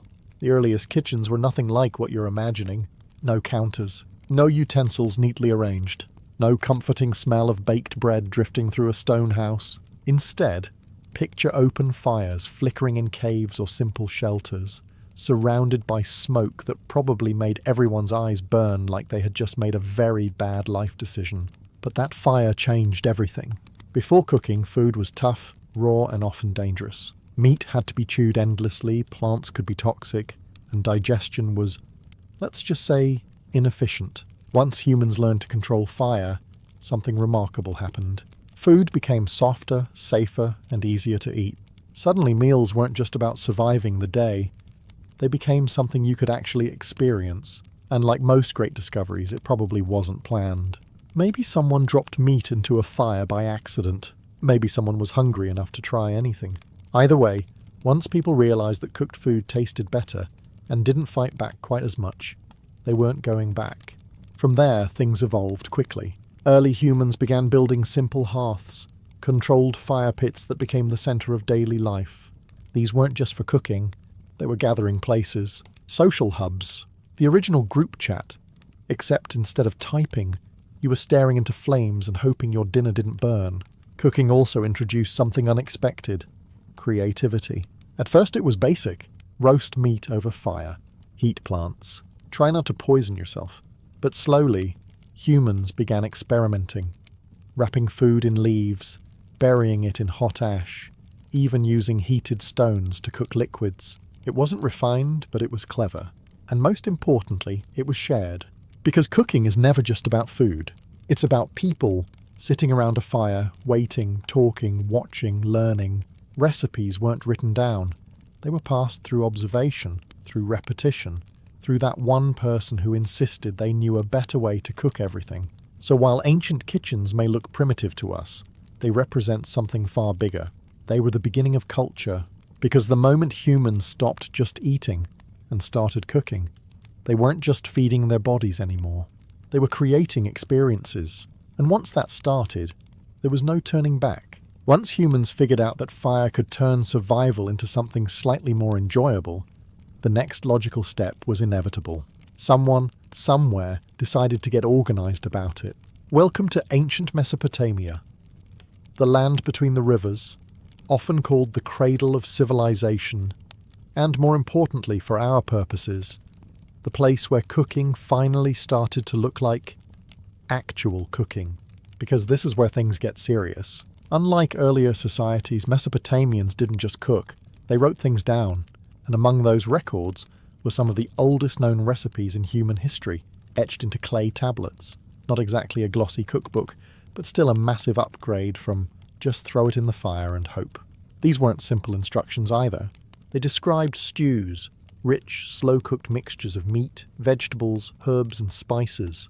And if you're imagining something bland, think again. Mesopotamian cuisine was surprisingly complex. They used ingredients like onions, garlic, leeks, cumin, coriander, and even beer as a cooking liquid. Yes, beer. Which means at some point, someone looked at their drink and thought, you know what this needs? Meat. And they were absolutely right. Cooking methods also evolved. Instead of just roasting food over an open flame, Mesopotamians developed ovens, enclosed spaces that allowed for better heat control. Clay pots became essential, making it possible to boil, simmer, and create dishes that required patience rather than just fire and optimism. This changed everything. Because now, cooking wasn't just about making food edible. It was about flavor, texture, and technique. It became a skill, something that could be learned, improved, even admired. And like all good things, it became social. Meals in Mesopotamia were shared, often in groups, with bread acting as both food and utensil. You didn't just eat. You dipped, scooped, and engaged with your meal in a way that feels surprisingly modern. But here's the interesting part. These early recipes weren't written for beginners. They assumed you already knew what you were doing. No measurements, no exact times, just instructions like prepare the meat or add spices, which is ancient chef language for figure it out. So while they may have invented the first recipes, they also invented something else. The idea that cooking is part science and part guesswork. And honestly, that hasn't changed much. Because even today, somewhere in the world, someone is staring at a recipe thinking, that seems like enough spice. Which, as Mesopotamia proved thousands of years ago, is either the beginning of something delicious or a very memorable mistake. If Mesopotamia gave us the first written recipes, ancient Egypt took cooking and turned it into something far more structured, almost industrial, but still deeply human. Because in Egypt, food wasn't just about flavor, it was about rhythm. Life along the Nile followed a predictable cycle: flood, plant, harvest, and cooking evolved around that same steady pattern. At the center of it all were two essentials: bread and beer. Not optional, not occasional, daily. And yes, beer again, Egyptians consumed it constantly, partly because water wasn't always safe, and partly because, well, it worked. It was nutritious, filling, and just strong enough to make long days of labour slightly more tolerable. Bread, on the other hand, was everywhere. But this wasn't your modern soft loaf. Egyptian bread could be dense, gritty, sometimes even containing traces of sand from the grinding stones. Imagine biting into your lunch and getting a subtle crunch you definitely didn't ask for. Dental records from the time suggest this was not a great long-term plan for your teeth. Still, it got the job done. What made Egyptian cooking interesting wasn't luxury. It was efficiency. They developed clay ovens, often shaped like beehives, which allowed them to bake large quantities of bread at once. These ovens trapped heat effectively, making them far more advanced than simple open fires. And once you have reliable ovens, you have options. Vegetables like onions, garlic, and lentils became staples. Fish from the Nile was common. Meat existed, but for most people it was occasional, more of a treat than a daily expectation. Spices and herbs added flavour, though nothing too overwhelming. Egyptian cuisine leaned practical rather than extravagant. But don't mistake practical for boring, because within those limitations there was creativity. Food could be dried, salted, or preserved for later use. Meals were prepared with care, often shared among family, reinforcing social bonds just as much as nourishment. And then there were the elites. While the average worker was eating bread and beer, the wealthy enjoyed a much wider variety. Meats, fruits, honey, wine. Their tables were fuller, their meals more elaborate. Same culture, very different experience, which tells you something important. Even in the ancient world, food reflected status. But across all levels of society, one thing remained constant. Cooking was part of daily life, woven into the structure of existence itself. It wasn't entertainment. It wasn't optional. It was survival, routine, and identity, all baked into one. And sometimes, quite literally, into a very gritty loaf of bread. If Egypt mastered routine, ancient Greece decided to add something else to cooking: opinion. Because for the Greeks, food wasn't just about eating, it was about thinking, discussing, judging, and occasionally pretending simplicity was a moral achievement. Greek cuisine at its core was surprisingly modest. Staples like bread, olives, cheese, and wine dominated daily life. Meat existed, but like in many ancient societies, it wasn't an everyday luxury for most people. Instead, meals leaned heavily on what the land easily provided, which sounds humble, and it was, but the Greeks had a way of turning simplicity into something almost philosophical. Take olive oil, for example. It wasn't just an ingredient, it was everywhere, used in cooking, in rituals, even on the body. If there was a problem, olive oil was probably involved in solving it. Food, in this sense, wasn't separate from life. It was woven into everything. Cooking methods stayed relatively straightforward. Grilling, boiling, baking. Nothing overly complicated. But what mattered wasn't just how food was prepared, it was how it was experienced. Enter the symposium. This wasn't just a dinner. It was a social event.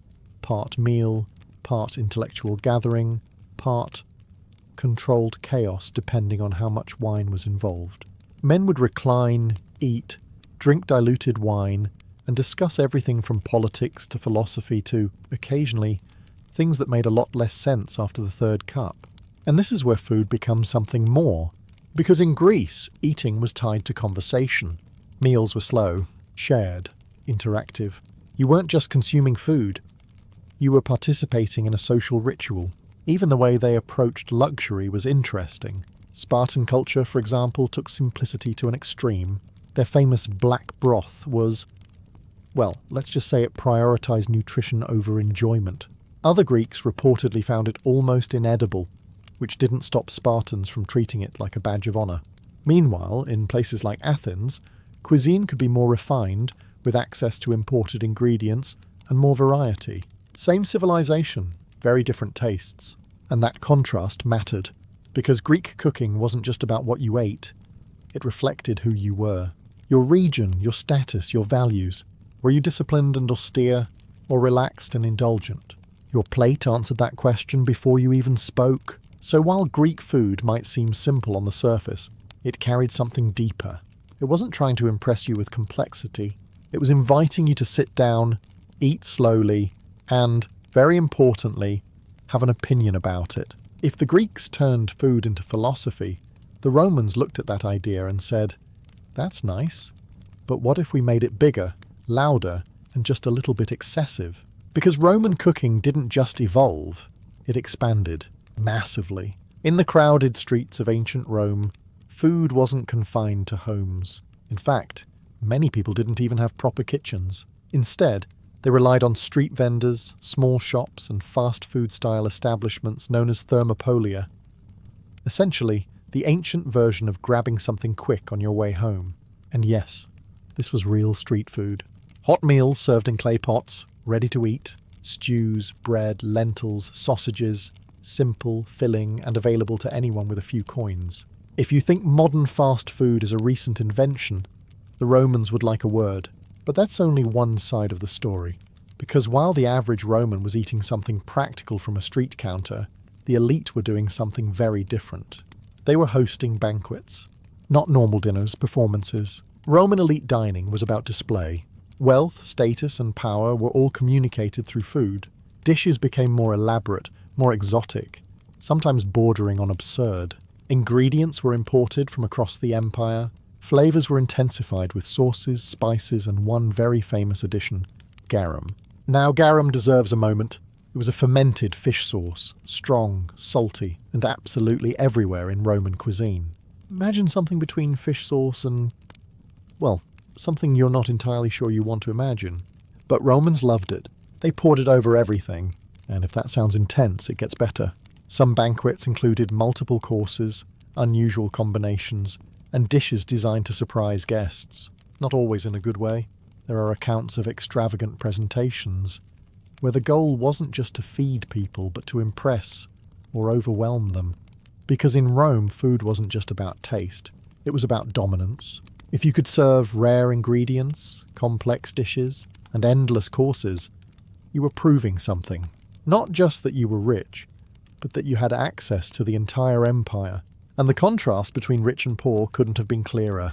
On one side, quick meals, simple ingredients, daily survival. On the other, luxury, excess, and a dining experience that sometimes felt more like theatre than nourishment. But both shared one thing, a culture that took food seriously.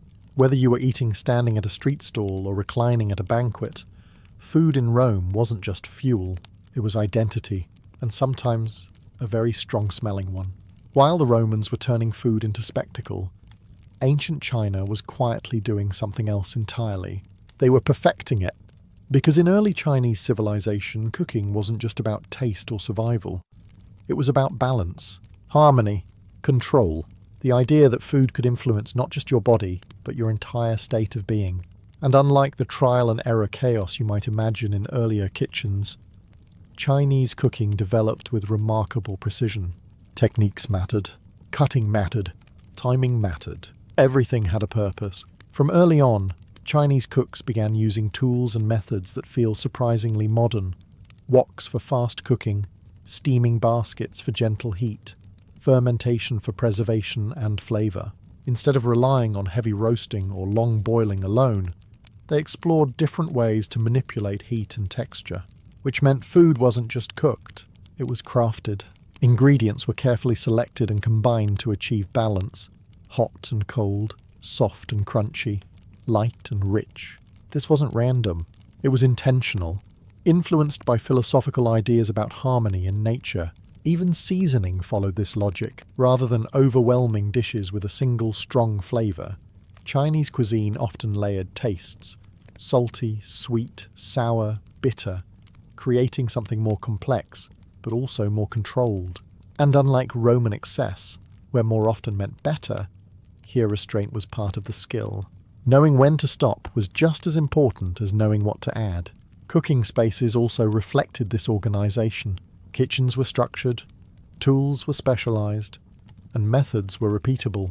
This wasn't just tradition, it was system, which meant knowledge could be passed down more consistently, and that matters. Because once cooking becomes systematic, it stops being random experimentation and starts becoming something closer to an art form.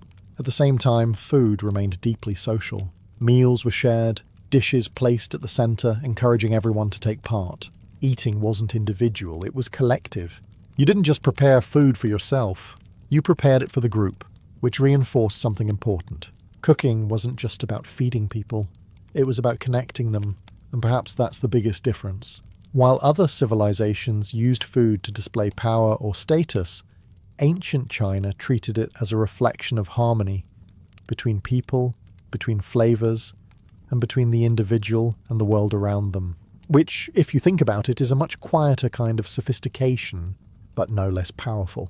While Eurasia was refining techniques and building culinary traditions, the ancient civilizations of the Americas were doing something equally remarkable, creating entirely different flavors, entirely different methods, and entirely different meanings around food. Because here, cooking wasn't just practical, it was sacred. In civilizations like the Maya civilization and the Aztec Empire, food was deeply tied to religion, ritual, and identity. Meals weren't just consumed, they were offered, shared with the gods, and woven into the structure of belief itself. And at the centre of it all was one ingredient you definitely recognise: cacao. But not the version you're thinking of. This wasn't sweet, creamy chocolate. This was a bitter, frothy drink, often mixed with spices like chili, sometimes even thickened with maize. It was powerful, energizing, and reserved for elites, warriors, and rituals. Drinking it wasn't casual. It meant something. And honestly, if you handed this version to someone expecting modern chocolate, you'd probably watch their expression change very quickly. But cacao wasn't the only innovation. Maize, corn, was the foundation of life. It was prepared in countless ways. Ground into dough, shaped into flatbreads, steamed, roasted. Techniques like nixtamalization, treating corn with alkaline substances, made it more nutritious and easier to work with, which, if you think about it, is incredibly advanced. Because that's not just cooking, that's chemistry. Cooking methods also leaned heavily on fire, but in controlled, clever ways. Open flames, clay griddles, underground ovens. Food was wrapped, buried, smoked, roasted, each method producing different textures and flavors. And unlike the heavy reliance on animal products in some old-world cuisines, plant-based ingredients played a central role. Beans, squash, peppers, tomatoes, foods that would later reshape global cuisine, were already staples here. And then there's the spice. Chili peppers weren't used cautiously. They were embraced. Heat wasn't something to avoid. It was part of the experience. Food was meant to stimulate, to challenge, to awaken, which makes sense when you realize food wasn't just nourishment. It was connection to the land, to tradition, to something larger than yourself. So while other parts of the world were perfecting techniques or displaying wealth, the Americas were doing something equally powerful. They were giving food meaning, not just what you eat, but why you eat it. And once that idea takes hold, cooking becomes more than a skill. It becomes identity. By now, one thing should be clear. Ancient cooking wasn't primitive. It was inventive, because across all these civilizations, from Mesopotamia to China to the Americas, people weren't just throwing food at fire and hoping for the best. They were building systems, tools, and techniques that quietly solved problems we still deal with today. And they did it without electricity, without modern materials, and without YouTube tutorials explaining 5 easy hacks, which honestly makes it even more impressive. Take ovens, for example. Early enclosed ovens allowed for consistent heat, something that completely changed how food could be prepared. Bread could bake evenly. Meat could roast slowly. Flavors could develop instead of just burning. Then there were pots. Clay pots, specifically. Simple, but revolutionary. Suddenly, boiling and stewing became possible on a larger scale. Ingredients could be combined, softened, blended together. This is where cooking starts to feel like cooking. Not just heating, but transforming. And people didn't stop there. In different parts of the world, they adapted tools to fit their needs. Flat stone griddles for cooking bread, steaming baskets stacked over boiling water, mortars and pestles to grind spices into something usable, even fermentation vessels, early containers that allowed food to be preserved and enhanced over time. Which brings us to an important point. Ancient cooks understood something we often overlook. Time is an ingredient. Fermentation, drying, smoking, These weren't just preservation techniques, they were flavor techniques. They changed the way food tasted, the way it felt, even the way it was digested. And all of this required observation, trial and error, patience, because no one handed them instructions. There was no manual saying, if you leave this in a sealed jar for a few days, it becomes better. Someone had to try it. Someone had to risk it, and hopefully survive the experiment. What's even more interesting is how these innovations spread. Trade routes didn't just move goods, they moved ideas. Techniques, ingredients, tools. A method developed in one region could eventually appear in another, slightly altered, adapted to local conditions, which means ancient cooking wasn't isolated. It was connected, and behind all of it was a quiet kind of intelligence. Not the loud, dramatic kind we associate with great inventions, but the steady, practical kind that improves daily life one small step at a time. No glory, no recognition, just better food. And maybe that's the most impressive part, because these innovations didn't aim to change the world. They just did. By the time you reach this point, it's tempting to think of ancient cooking as something distant. Smoke-filled rooms, clay pots, strange ingredients, and techniques lost to time. But here's the thing, it never really disappeared, because almost everything we do in the kitchen today, whether you realize it or not, started there. That stew you make? That's straight out of Mesopotamia. Bread? Egypt had it on a daily schedule thousands of years ago. Street food? The Romans practically built a system around it. Balanced cooking, careful cutting, fast stir-frying. Ancient China was already doing that, while the rest of the world was still figuring out how not to burn dinner. Even chocolate, yes, your modern sweet version, traces back to the bitter sacred drinks of the Aztec Empire and the Maya civilization. The tools have changed. The kitchens are cleaner, and thankfully there's less sand in the bread. But the core ideas? They're the same. Cooking is still about transforming raw ingredients into something better. It's still about sharing meals, creating experiences and, let's be honest, occasionally improvising when things don't go according to plan, because that hasn't changed either. What's interesting is how these ancient traditions continue to shape identity. Different regions still carry echoes of their past. Mediterranean diets, Asian cooking techniques, Mesoamerican ingredients, they're not just trends, they're continuations, living history, served on a plate. And even the social side remains. We still gather around food. We still associate meals with comfort, celebration, and connection. Whether it's a quiet dinner or a crowded table, the idea is the same as it was thousands of years ago. Food brings people together, which might be the most important legacy of all. Because while empires rise and fall, recipes evolve, and ingredients travel across the world, one thing stays constant. Cooking is never just about food. It's about people, always has been, and it probably always will be. So the next time you cook something, even something simple, you're not just making a meal, you're continuing a tradition that started with fire, smoke, and a very curious human wondering, what happens if I heat this? Long before screens, controllers, or even paper, humans were already doing something instantly recognizable. They were playing games, not just to pass time, but to understand the world. One of the earliest known examples is the royal game of discovered in ancient Mesopotamia and dating back over 4,000 years. At first glance, it looks simple. A decorated board, a few pieces, some dice-like objects. But simplicity can be deceptive, because this game wasn't just about winning, it was about fate. Like many early games, blended strategy with chance. You could plan your moves, position your pieces, try to outthink your opponent. But in the end, the roll of the dice still had a say. And that combination wasn't random. It reflected how ancient people saw life itself. You make choices, but the outcome, not entirely in your control. Which makes these early games feel less like entertainment and more like philosophy disguised as play. And they weren't isolated. Across different civilizations, similar ideas appeared. Boards carved into stone, scratched into dirt, or carefully crafted from wood. Pieces made from whatever was available. Bones, shells, stones. The materials varied, but the concept remained the same. Structured play, rules, competition, and most importantly, interaction. Because games were rarely played alone, they were social experiences, Moments where people gathered, observed, competed, and learned. You could see how someone thought by how they played, careful or reckless, patient or impulsive. In a world without formal education systems as we know them today, games quietly became teachers.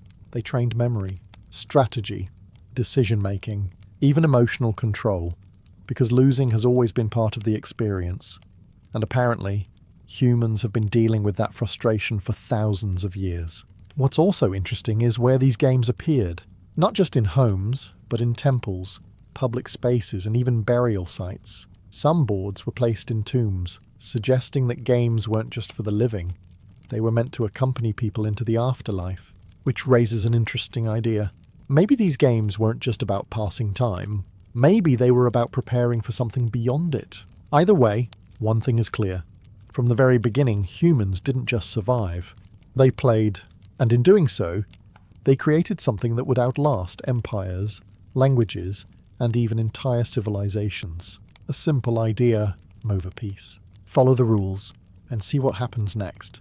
If the earliest games hinted at fate, ancient Egypt took that idea and gave it a very specific direction, straight into the afterlife, because in Egypt, games weren't just played for fun, they were played for eternity. One of the most famous examples is Senet, a game so important it was often buried alongside the dead, which raises an interesting question. Why would you need a board game after you die? The answer lies in how Egyptians viewed existence. Life wasn't the end goal. It was preparation. The real journey began after death, and navigating that journey required more than just luck. It required knowledge, favour from the gods, and, apparently, some experience moving pieces across a board. Senet started as a simple race game. 2 players, a grid of squares, pieces moving from one end to the other. But over time, it evolved into something symbolic. The squares began to represent stages of the soul's journey through the afterlife. Obstacles, protections, moments of danger. So when you played Senet, you weren't just passing time, you were rehearsing for what came next. And that changes everything, because suddenly every move matters. Every outcome feels meaningful. Winning isn't just about beating your opponent. It's about proving something larger, something tied to belief and destiny. Even the imagery reflects this shift. Some boards were decorated with religious symbols. Certain squares had protective meanings. The game became less about competition and more about passage. And it wasn't limited to one social class. Pharaohs played it. Nobles played it. Ordinary people played it. It crossed boundaries, just like the belief system it was tied to. Whether you lived in a palace or a modest home, the idea was the same. Life is temporary, and you'd better be ready for what comes after. Of course, not every game was this intense. Egyptians also had lighter games, more casual forms of entertainment. But Senet stands out because it shows something important. Games don't just reflect society. They reflect what people fear and what they hope for. And in Egypt, what people hoped for was clear: a safe journey beyond death. So while we might look at a simple board and see a game, they saw something much bigger. A path. One you'd eventually have to walk, whether you were ready or not. If Egyptian games were about the afterlife, ancient India took a different direction. They turned games into war. Not literal war, of course, but something close enough to teach it. Because somewhere around the early centuries of the first millennium, a game emerged that would quietly reshape how humans think about strategy forever. Chaturanga. At first glance, it doesn't look revolutionary. A board, pieces, rules. But what made Chaturanga different was what it represented. An army. Each piece symbolized a part of real military structure. Infantry, cavalry, elephants, chariots. And unlike earlier games that leaned heavily on chance, this one emphasized something else entirely. Decision-making. You weren't just reacting to dice or luck. You were planning, anticipating, thinking several steps ahead. Every move had consequences. Every position mattered, which makes sense when you consider the context. Ancient India had complex political systems, shifting alliances, and frequent conflicts. Understanding strategy wasn't just useful, it was essential.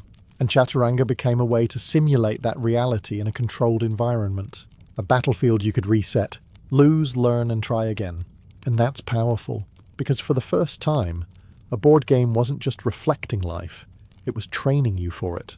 Over time, the game evolved and spread. As it moved west into Persia, it became known as shatranj. The rules shifted slightly, pieces changed roles, but the core idea remained the same: outthink your opponent.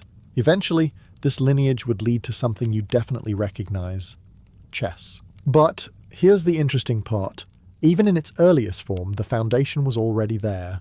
The importance of positioning, the value of sacrifice, the idea that sometimes losing a piece is the only way to win the game, which, if you think about it, is a pretty intense lesson to learn from a board.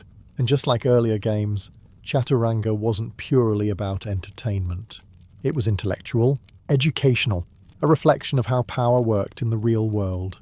Because on the board, just like in life, you couldn't rely on luck forever.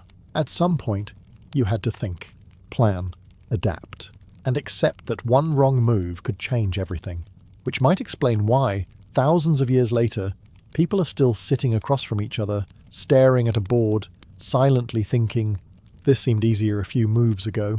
If India turned board games into strategy, ancient China took that idea and stretched it even further.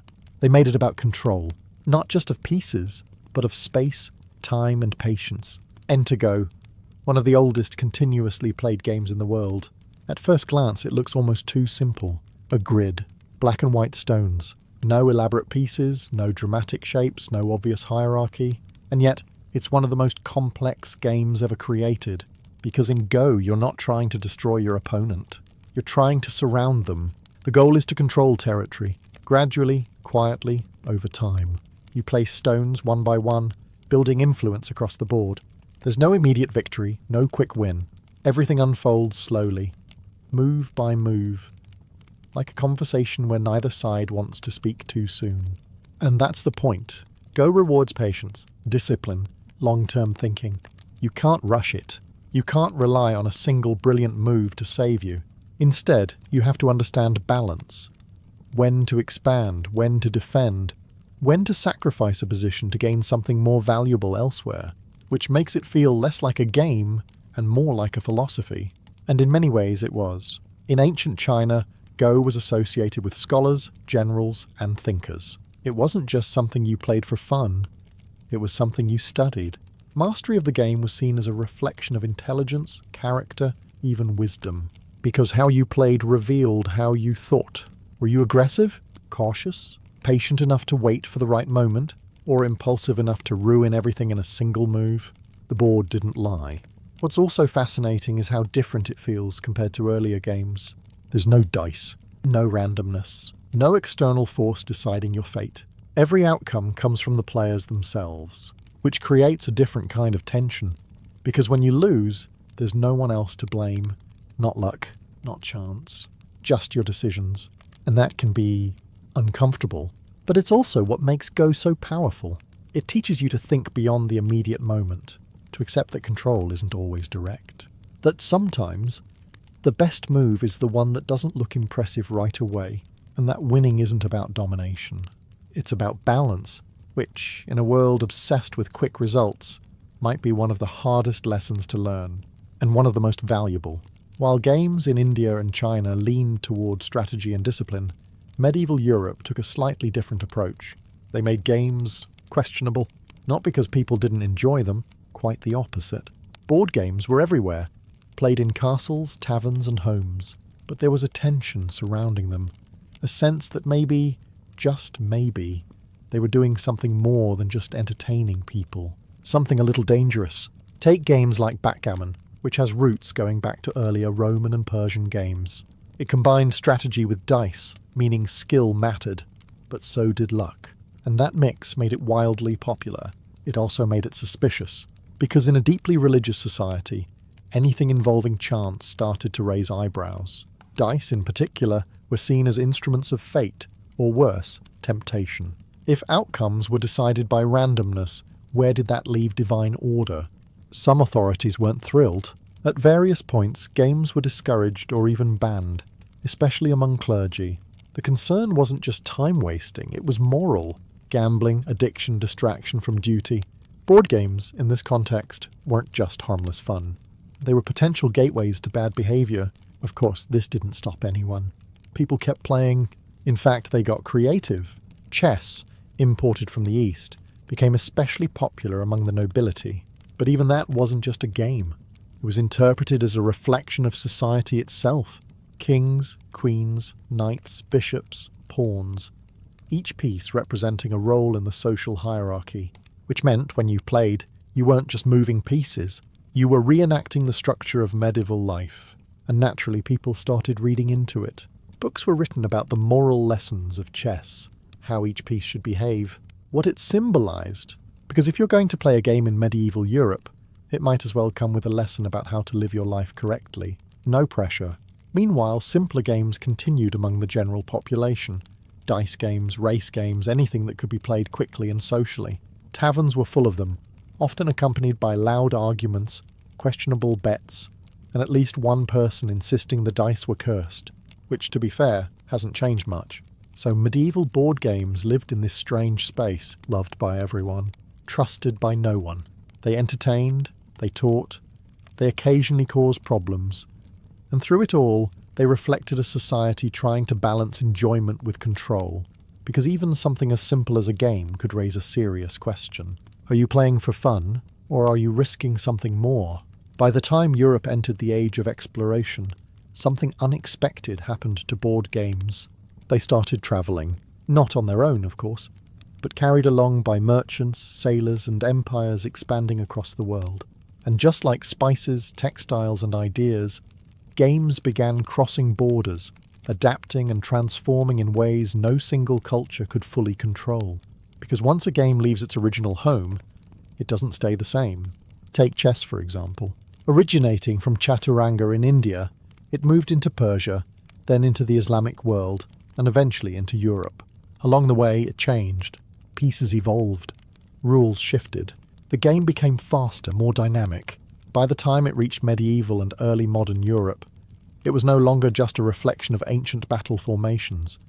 It had adapted to new cultural expectations, new ideas about power, even new symbols of authority, and that pattern repeated across countless games. Merchants carried boards and rules from one port to another. Travellers learned local variations and brought them home. Suddenly, a game that once belonged to one region started appearing in another, slightly altered, slightly reinterpreted, which created something fascinating.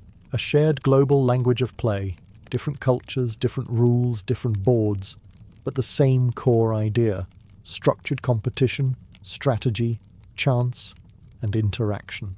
And just like trade itself, not all exchanges were equal. Some games spread widely, becoming dominant across continents. Others remained local, preserved within specific communities. But even then, influence seeped through. A mechanic here, a rule there. Small changes that slowly reshaped how people played. At the same time, printing technology began to play a role. For the first time, game rules could be reproduced and distributed more consistently. Boards could be designed and replicated. This meant games became more standardized, less dependent on oral tradition, which made them easier to share and easier to scale. Suddenly, you didn't need to learn a game from someone who already knew it. You could read it, follow it, play it anywhere. And that's a turning point. Because once games become portable, not just physically but culturally, they stop being tied to a single place.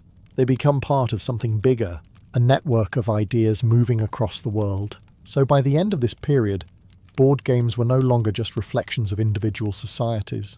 They were reflections of connection, of movement, of a world that was becoming, slowly but surely, more linked than ever before.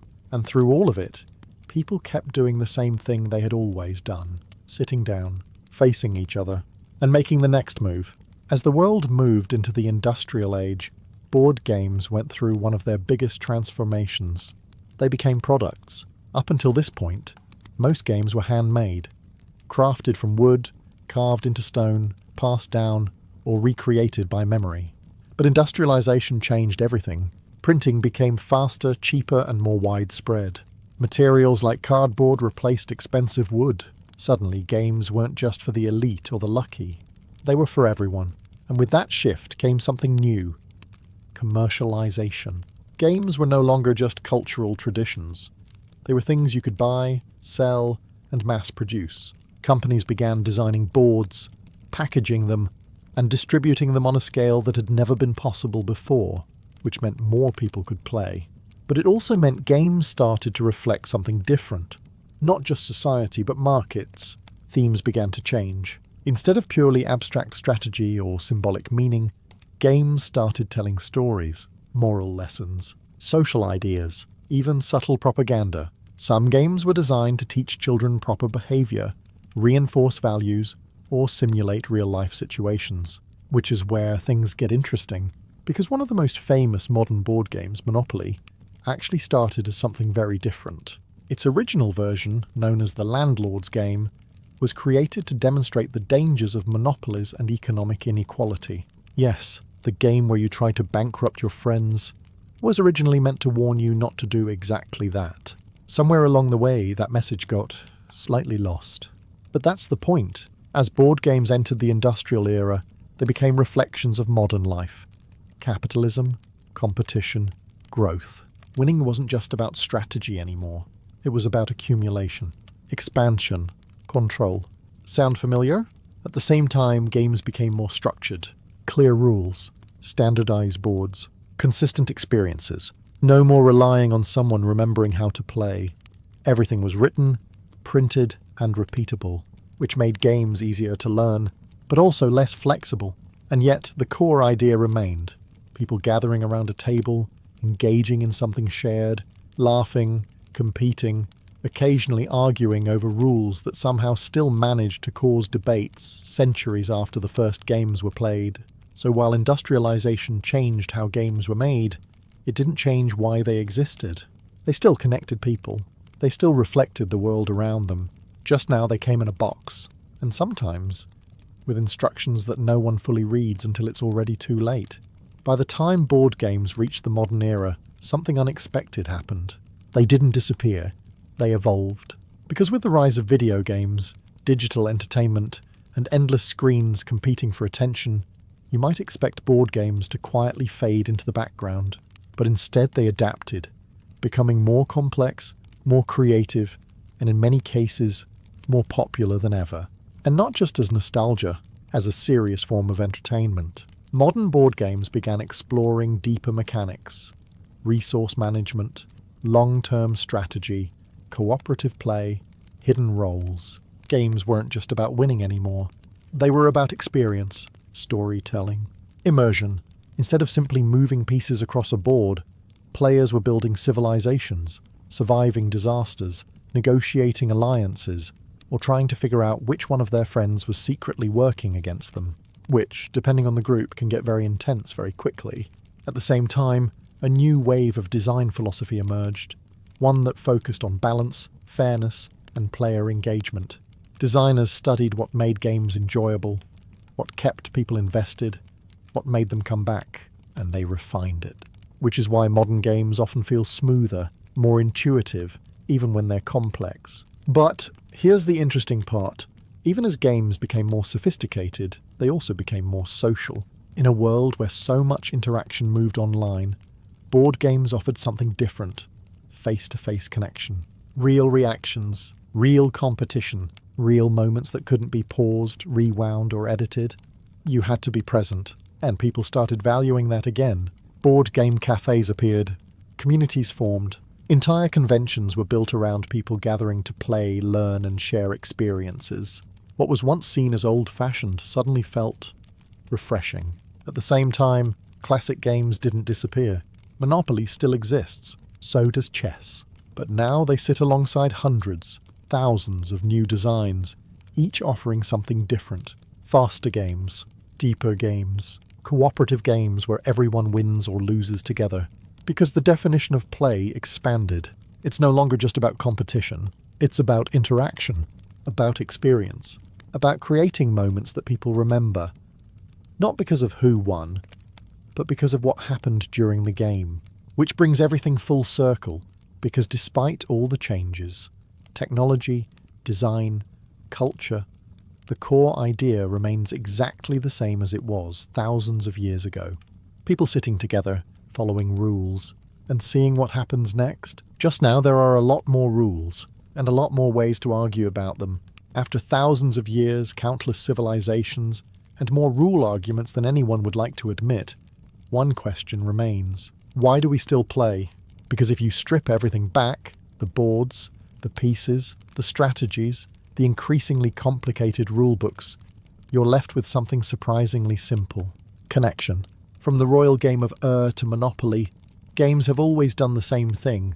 They bring people together, give them structure, and then let something unpredictable happen within that structure. A shared experience. And that matters more than it sounds, because games create a space where people can compete without real consequences, cooperate without real risk, and express parts of themselves they might not show otherwise. The cautious become bold. The confident make mistakes. The quiet observer suddenly makes the move that changes everything. And all of it happens within a set of agreed rules. Which is interesting, because in a way, board games mirror society itself. Systems, roles, decisions, outcomes. Some are based on chance, others on skill, but all of them reflect the same underlying truth.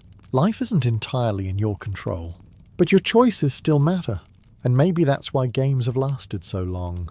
They let us practice, not just strategy but patience, not just competition but resilience. They teach us how to lose, how to adapt, how to think ahead, and sometimes how to laugh when everything goes completely wrong. Which, historically speaking, happens a lot. At the same time, games carry memory. Families pass them down. Friends associate them with moments. Entire cultures embed meaning into them. A simple board can hold years of shared experience. Victories, defeats, inside jokes, rivalries that somehow still exist decades later. And unlike many things from the past, games don't need translation. You don't need to speak the same language to understand them. You just need to sit down, learn the rules, and start playing, which makes them one of the most universal human experiences ever created. So while empires collapse, technologies change, and entire ways of life disappear, board games remain. Quietly, consistently, waiting. Because the moment two people sit across from each other, look at the board, and make the first move, the story begins again, just like it always has, and probably always will.